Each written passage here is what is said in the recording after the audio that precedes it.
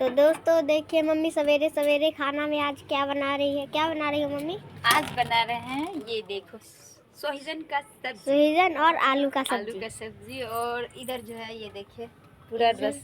हाँ, रस।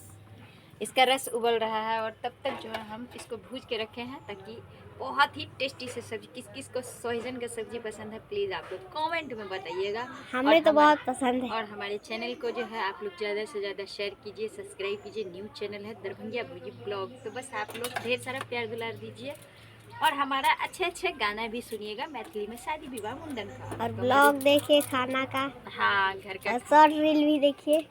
सभी को प्यार भरा आप सभी को सवेरे सवेरे नमस्कार, प्रणाम, गुड मॉर्निंग। क्योंकि अभी जो है मैं मेरी गुड़िया रील्स बनाने लगी, मैं आप लोग को प्रणाम भी नहीं की तो अभी कर लेती हूँ। जितने हमारे दीदी सब हमारा गाना पसंद करते हैं तो दीदी सब आप लोग के लिए